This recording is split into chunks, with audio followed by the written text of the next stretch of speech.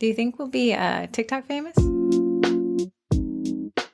Hey guys, it's Heather Miracle and Corrie Miracle with the Sugar Cookie Marketing Podcast. This is season 1, episode 7. That means we've been doing this roughly 7 weeks. 7 weeks for you, 6 weeks for me. I forgot. Corrie is lame and doesn't show up to half of this stuff. But no, seriously, this has been fantastic. It's amazing to me, Corrie, how hard it is to disseminate information across Facebook groups. Oh my goodness! Even though groups aren't stifled by the Facebook algorithm like As pages much. are, Yeah. still information is not traveling at the speed of sound in there. Right. So imagine this. We've been talking about this podcast for 7 weeks. That means every week we post about it at least once or twice.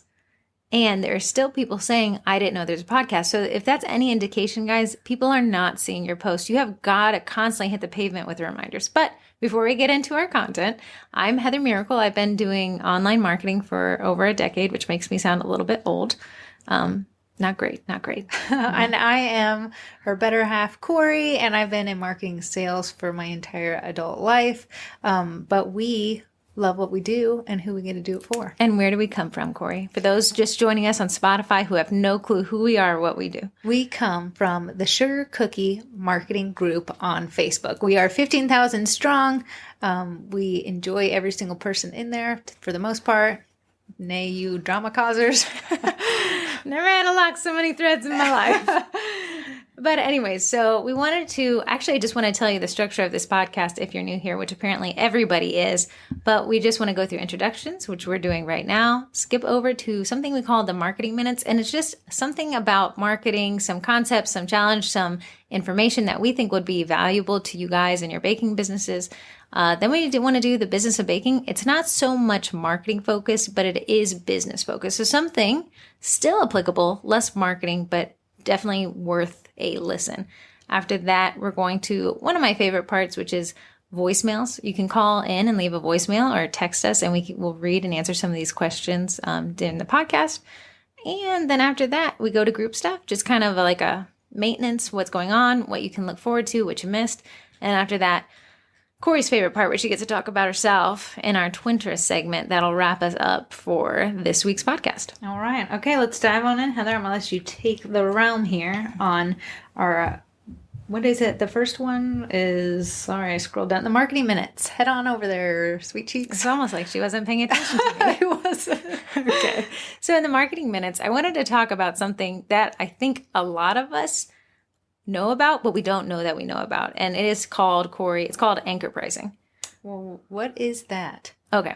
So I'm just going to read the definition and then I'm going to run you through a little workshop. Oh, great. Corrie seems already sweaty. Price anchoring refers to the practice of establishing a price point which customers can refer to when making buying decisions. Every time you see a discount with $100 discounted to $75, the $100 price is the anchor to the $75 sale price. Does that make any sense? Break it down for me, Okay. baby girl. Okay, Corrie doesn't realize I'm going to show her a picture of a cow. Can you see this cow? It is a stunning cow. It is beautiful. I'm going to let it slide just because it's Wednesday. Okay, yeah, I see your cow. Okay, this beautiful Bessie is from, wait, there's another pun here. Oh, it's from California. Is it only Wednesday? This cow is for sale. How much do you think this dairy cow, endless milk supply, you'd have if this cow lived in your backyard? How much do you think you could buy him for? Well, I know there's people like, dairy cows are female. I'm not actually positive. Okay, we're going to have an anatomy class after with Heather, so stay tuned. I'm going to, just because the amount of butter that I buy seems pretty expensive, put him at $1,500. Okay. This cow is worth, and it's worth every penny, might I add, $792 US. I'm getting me a cow. Corrie's getting a pet cow. She can add it to her circus. It's already in her house. So for half the price that you thought she was worth, you can have a pet cow. Because you thought it was $1,500, but it's really only $700 and change. Okay. Well, things I've learned today. Cows are pretty inexpensive. Mm-hmm. Okay, here's a picture of a bull. It is beautiful. Okay. Okay. This is a beautiful cow. Beautiful bull. How much do you think he's worth? Or she? I'm not sure. Does some random math. I'm going to say he's maybe $1,000. Okay. Now, my question for you is, why did you think the dairy cow was more expensive than now this bull that you priced at a mere $1,000? Well, I think I was way off based with the cow, the original cow. So when you told me it was only $700, then I felt like Mr. Bull maybe was a little bit more. Right. That's exactly what it is. So Corrie's knowledge of cow pricing was null and void until we had this conversation. When she saw the price of a dairy cow, she now had a reference point. Okay, dairy cow, alleged, not to offend the dairy farmers out there, but I assume he's on the cheaper side of cows. He's the lower price point. So a bull seems to be a little bit more expensive. You always hear about them. Makes more cows, I guess. He's the supply to cow supplies. So yeah, so he is $1,000. So there you go, is price anchoring. But I want to do another reference that applies to more people than just the cow farmers out there. Okay. So sometimes you need a new roof, but you often don't need a new roof for about 15 to 20 years. So okay, let's pretend you need a new roof, Corrie. Okay. Yeah. Okay, there's a couple things you're going to do. You need a new roof. You have no idea how much roofs go for. So you could either ask your neighbors on like next door, or you could get your first quote. Okay. Okay, so let's pretend you call me up and I'm like, okay, inspect your roof. Everything's great. That's going to be $5,000. That sounds like a lot. Okay, great. I'm like, well, whatever then. So you're probably not going to buy from me.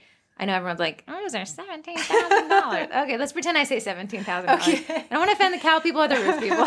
So we say, okay, your roof is $17,000. That's shockingly high to you, who had no concept of the cost of roofs. Right.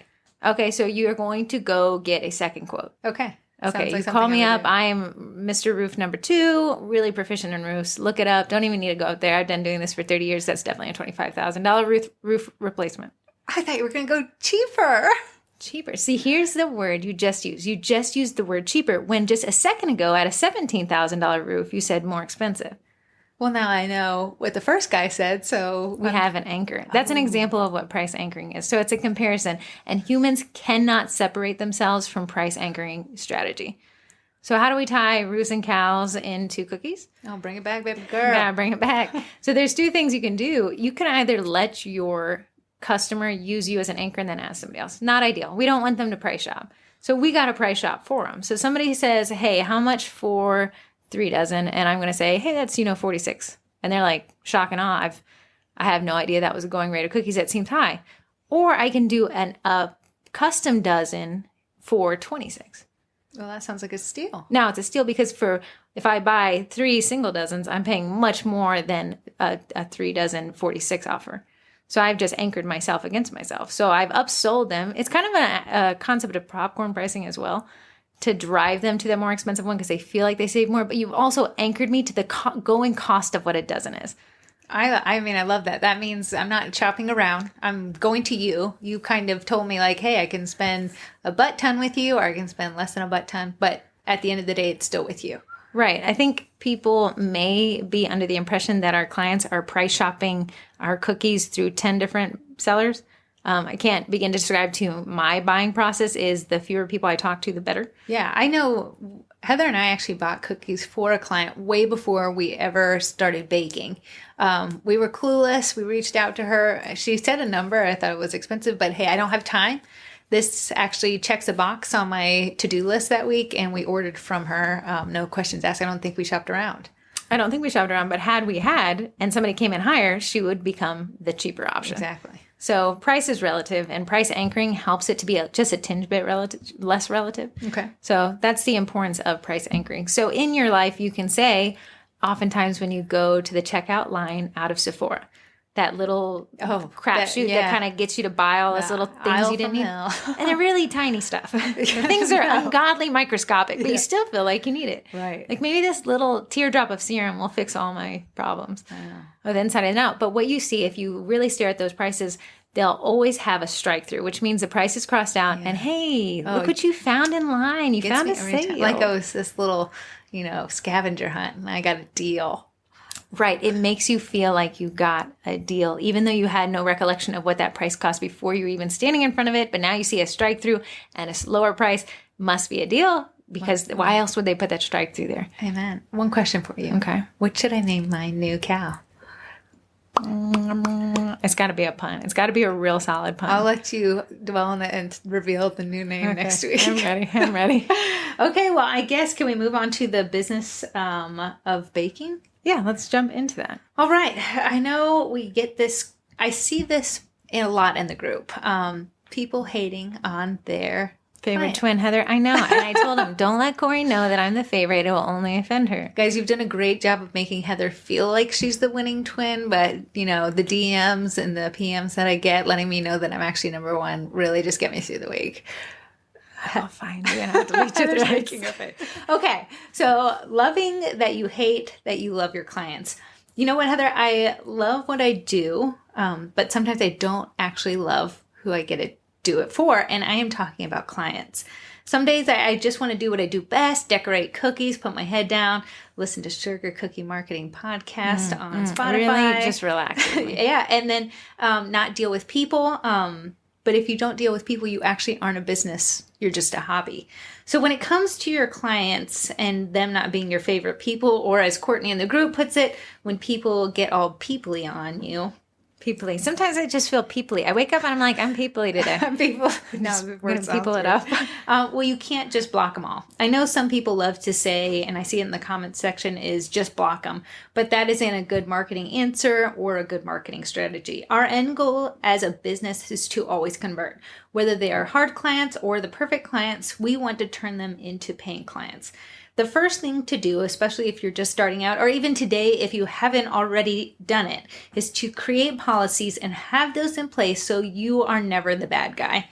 Your policies are. Let me explain this. Let's say you have a customer who needs cookies for the weekend, but doesn't want to be charged the rush fee. Instead of going back and forth with them pushing you and you starting to hate them, you send them your policies. Hey, customer, thank you so much. And I totally understand not wanting to pay the rush fee, but my policies state that in order for me to move you to the front of the line and guarantee the ingredients for your order and to have them on time for you, I must charge a rush fee. You are no longer the bad guy, walking around feeling guilty, and you don't start hating those people who actually pay your bills. Policies that are set in stone and set in place will keep you happy in your business. A lot of times customers just don't know, and all they need is a little communication and education, which is totally fair. Before you started baking, you probably didn't know the amount of work that went into your products either.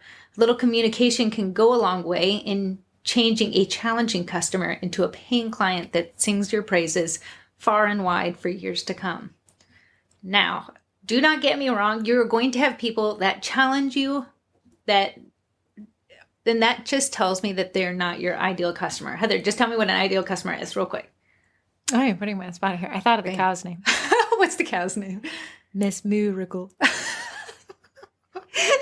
Okay, I'm done. I'm done with the cow puns. Okay, tell us what an ideal customer is. An ideal customer is somebody that respects your boundaries, they respect your price point, and they are easy to work with, and they are recurring, really. Okay, so not everyone is going to be your ideal customer. No. Whether they don't see the value in paying your prices, or they're late on their deposits, or change their minds too much, it's up to you and your policies to weed out your ideal customers and those who aren't so ideal.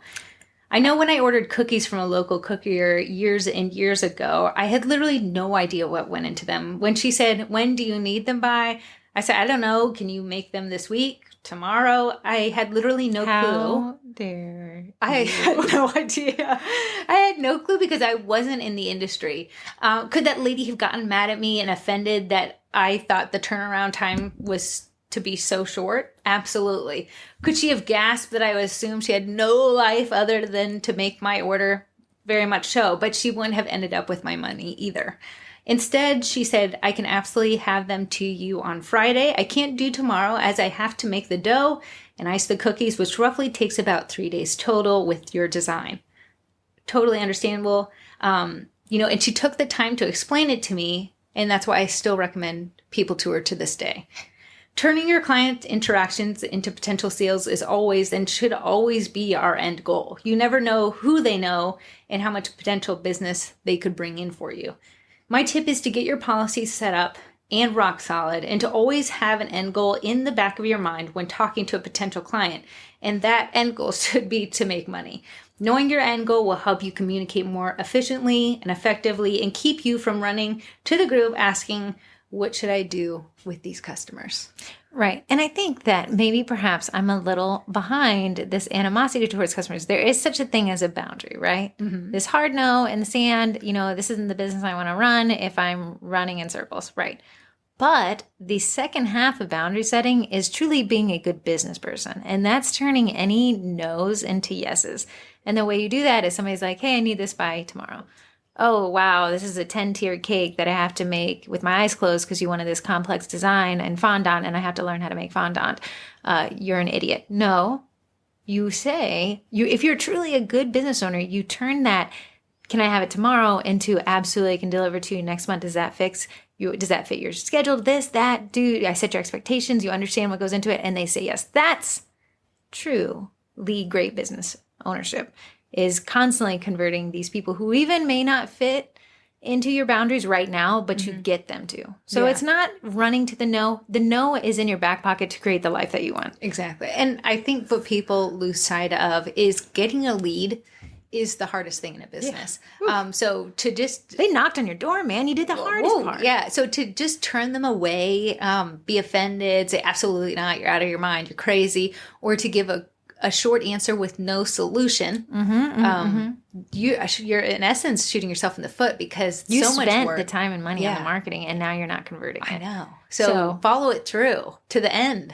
Yeah. And what I'd like to encourage to challenge people, since we got boundaries down so hard, great, is to soften those blows, to make your no's sound like yeses. So ask me something, I'm going to tell you no, but I'm going to tell you it by telling you yes. Can I get a baby cow?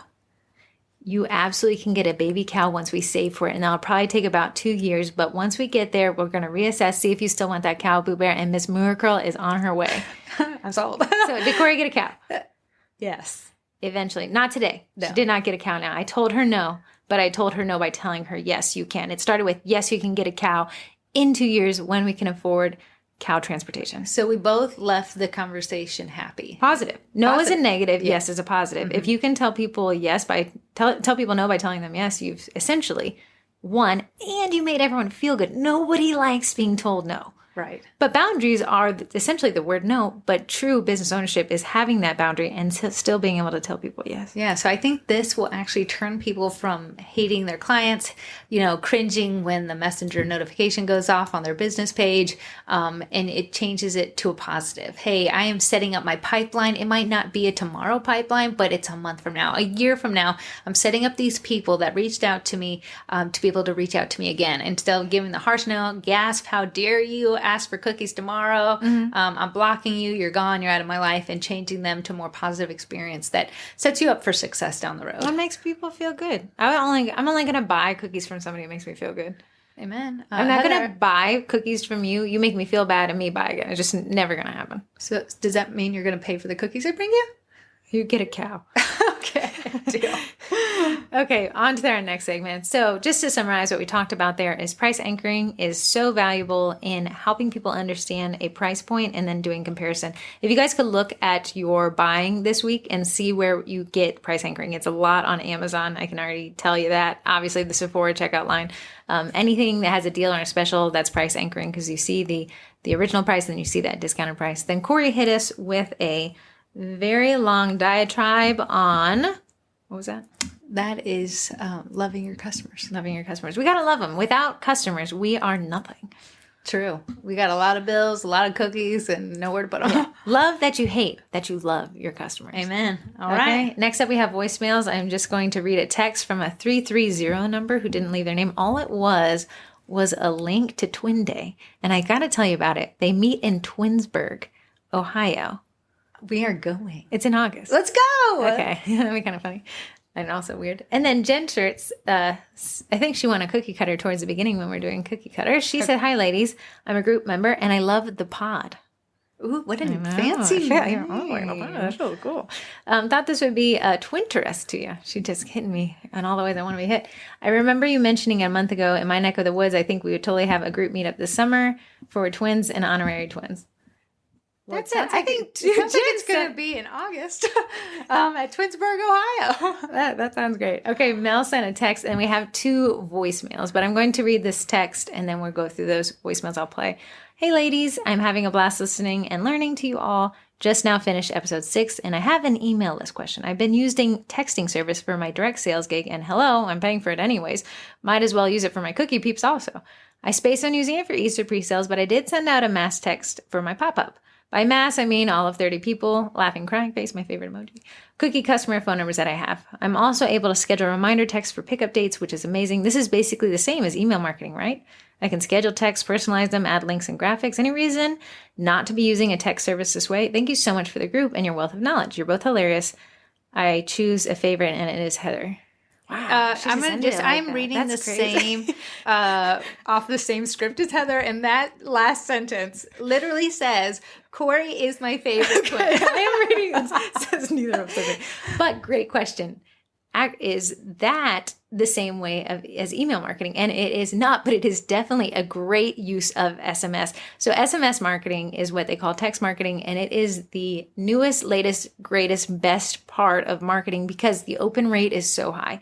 When you get a text, Corrie, do you check it? It makes me feel popular, so absolutely. Okay. Could it also annoy you? I do have one company that literally says, buy this backpack every day. Okay. So should you also be getting an email and a text from them?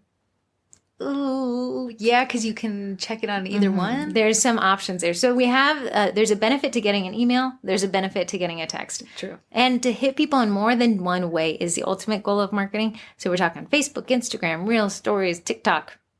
Corrie, so that is just a great way. I'm sorry, we're going to take a quick pause. We actually have to do the WOVA live Q&A right now. So we're going to pick back up on this in just a second. And we are back, and that was definitely pronounced Hoover. Yeah, we've been saying WOVA.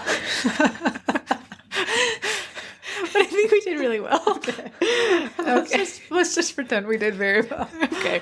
I'm going to play a voicemail, and then I'll drop the audio in after it. We're going to listen to it through our speakers. Perfect. Hey, guys. Okay. So first of all, I really like the podcast. When I was doing my Easter cookies, I listened to it the entire time, kind of like a marathon of your podcast, and they were super helpful. So my question for you, after having listened to them, my first one is, if you're doing this part-time, how do you find your sweet spot for marketing? Because I am a homeschooling mom. I have a young child, so he takes up a lot of my time, and he's always under my feet. So that's kind of my first question is, how do I find my sweet spot for marketing so that I'm not getting overwhelmed or I'm not spending too much time investing in marketing when I only have so much time to actually do orders? My second question is, in our family, one of my children has a dairy intolerance, so we actually make almost everything vegan. So I'm wondering if I should market that my products are vegan, or if I should not market that because there are so many people who won't even try something if they know it's vegan. The people that have had my cookies have no idea that there's anything different about them. They don't know they're vegan. They love them. So part of me thinks maybe I shouldn't market that. And then the other part of me thinks that I should, because I know in my area, nobody offers that except for some storefront bakeries, like a couple of storefront vegan bakeries offer that. But as far as custom cookies, there's no one out there because I looked. So those are my 2 questions. And thank you guys. Bye. Well, I'm going to take on the first part of her question, Corrie, go which ahead. was how much marketing can you do when you have a million other things happening in your day? And I can relate. I have an 11-year-old who is doing the homeschool thing. I almost went insane. Heather can attest to that.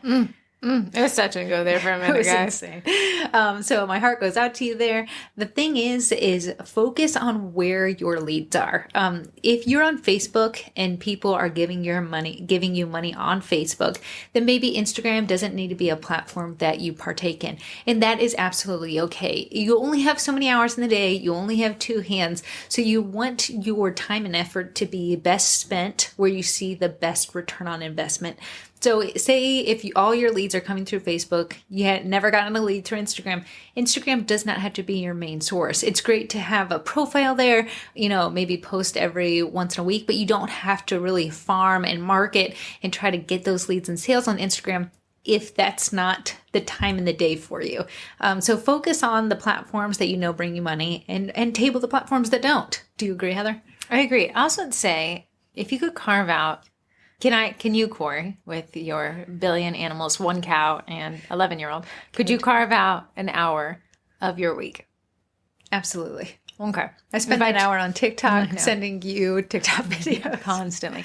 If you can spend 1 hour of your week, put on a Netflix show that's not interesting enough that you have to be dialed in, but you can kind of just let it play in the background. I'm a Frasier fan, which I know switched to Hulu, and I've been upset ever since. Me too. But now I'm mid-air disasters, so great. Yes, I love those. Okay, go on, sorry. Okay, so if you could set that to play and set 1 hour on the clock to just go through, schedule out your posts for the week using Creator Studio, that would mean you could post to Facebook and Instagram, have one post go up once every other day.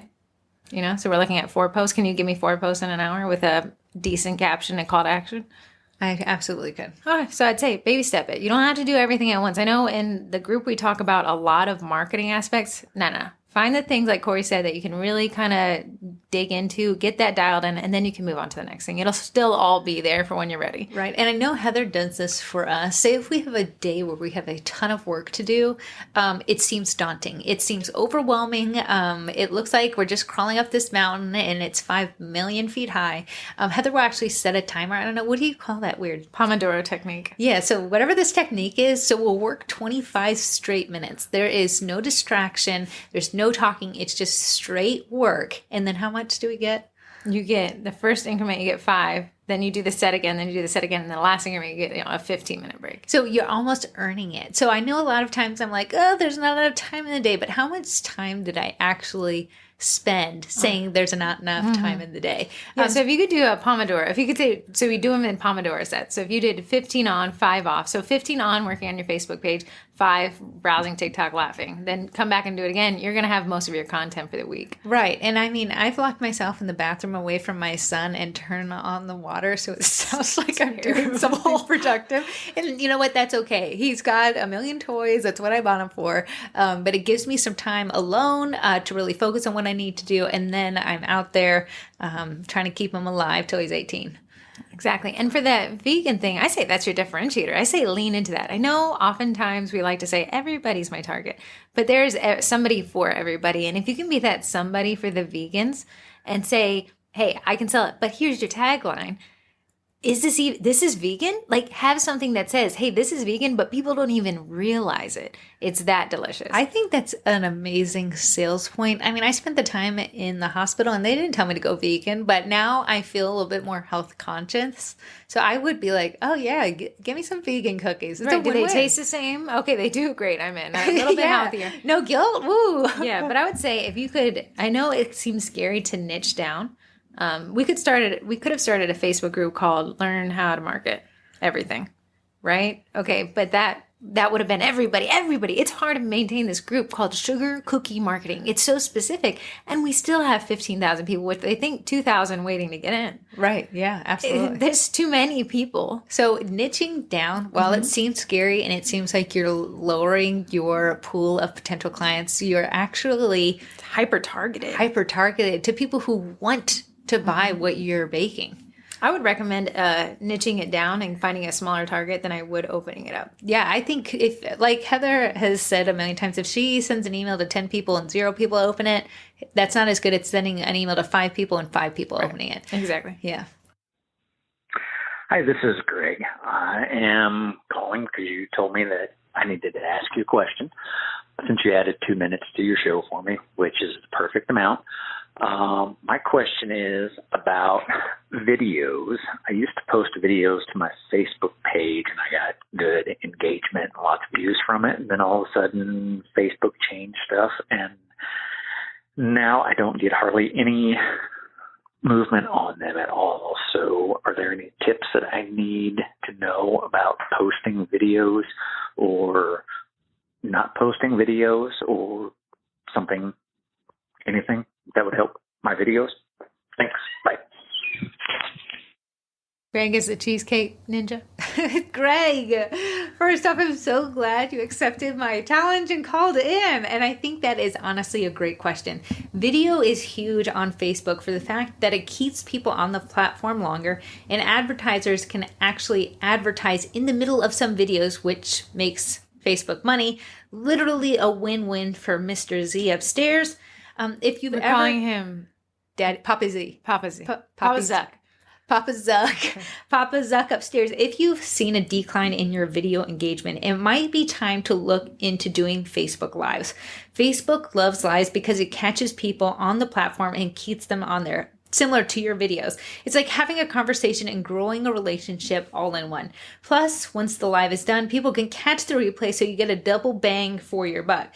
My suggestions for a successful Facebook Live, if you do decide to go this route, is start giving value right off the bat. Don't do the whole, I'm going to wait for a few minutes so some There's people nothing log on. Corey hates more than that pause where Corey said, I'm here, do it for me. Yeah, so the people that are there right when you go live are the ones that are your warmest audience. So you need to give them value right off the bat. And guess what? The people who log on later, they can catch the replay. That's the great thing about Facebook Lives. You get people right there on the platform, and you get people who are accessing the content later. So give value right away. Number 2, give them a breakdown of what you're going to do in your live. Almost like an itinerary, so you can give people a reason to stay to the very end. So if Heather said, hey, I'm going to answer your questions at the very end, guess what? I'm probably going to stay so she can answer my question. Lastly, I would say keep your live to around 10 minutes. I know you could probably talk about cheesecakes for hours and hours and about baking them, but people have microwave mindsets. And if you give them a digestible information in a short amount of time, they're more likely to tune in later. So I can say, oh yeah, Greg goes live 10 minutes. I have 10 minutes. I can listen to him in the car driving home. I know Greg has 32 minutes to listen to something while he drives home. And that's why our podcast went from 30 minutes to 32 minutes. We're already at 32, so you gotta chug along, buddy. Sorry, Greg. Stay in the car a little bit longer in the driveway. But I think Facebook Lives might be something you should look into. You have a great personality. People love to connect with you. You're funny. You're punny. Also, I'm going to throw this one in there, is Reels. I know, why are Reels getting so much traction right now? And I think it's because Instagram fears TikTok. So Instagram's response to TikTok was Reels. And now you're kind of seeing a relaxing of Instagram's algorithm when it comes to Reels. So it gets us back from switching to a platform like TikTok back to Reels. So I would honestly kind of get into the Reels as well. I know it's an Instagram-based thing, but you could download that and upload it to your Facebook page as well. So Greg, you got some options there, dude. Okay. So now last thing, group stuff. We're just going to recap. We don't have any current group challenges. We wrapped up the 3x3x3. We wrapped up a photography challenge, which I thought was a blast. Can I tell you a group stuff thing I went to do? Okay. So right now, even though this podcast has been in the works for the past 3 months, people will still say, there's a podcast. So I want to Papa Zuck ruining the reach. Yeah, I know. So here's my thing. I want to challenge the people who are listening right now. I want them to actually post in the group and be like, can you believe the twins talked about a group member like that in their podcast this week? Because it's going to get the nosy people listening. Because everyone wants to know, was it me that they talked about? So it honestly you was basically nobody. want me to get into the Facebook group and say, I can't believe the twins said that on the podcast. Absolutely. I want that. What you just Can said. I do it too? No, you cannot do it. It makes no sense. I cannot believe I said that on the podcast. You can do it that way. Okay. But if you guys share the word, that's really honestly how this has gotten out to as much as it's gotten out to. So we appreciate when people tell people about the podcast, when you find a little snippet that hits home with you and you share that with the group. Or when you ask a question, hey, I know Heather mentioned this in the podcast. How do I do this? It gets more eyes to it. But a great point here is it's really hard to push out information. You've got to constantly keep hitting the pavement. So, guys, we do have a podcast. If you're on here. Guys, also, I wanted to mention we do have a podcast as well that you could also listen to.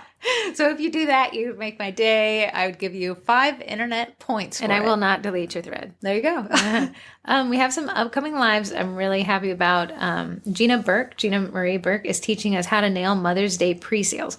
And that'll be next week. That's just in up. time. I know, because right? Mother's Day is right around the If corner. you had any question about pre-sales, she only sells out on her pre-sales. It's almost her single source of income. That's how successful she is with I it. cannot wait for that one. Mm-hmm. And then we have everything you ever want to know about teaching sugar cookie decorating. I cannot wait for this So Corrie one. will be teaching this one. I'm not sure where or how we're going to do it just yet. Worst case, we'll just do it here at my house. And if best case, maybe we could do it at a place. I'm not sure. Yeah, if we can get the location that we actually teach at, we'll let you know. We're working on that now. If not, you guys still have to watch it, so that's fine. And then we go to how to create, build, and grow a cookie business newsletter with Jennifer Grow, which is a great last name for that subject matter. Know. Right? But she has honestly sold out of her Easter sets through email marketing, which I have to watch that one myself. I think we're both going to have to tune in there. So that's up for upcoming lines. Working on 2 other I think everyone will really like as well, but I'll get you more information on that when we solidify a date and time. Amen.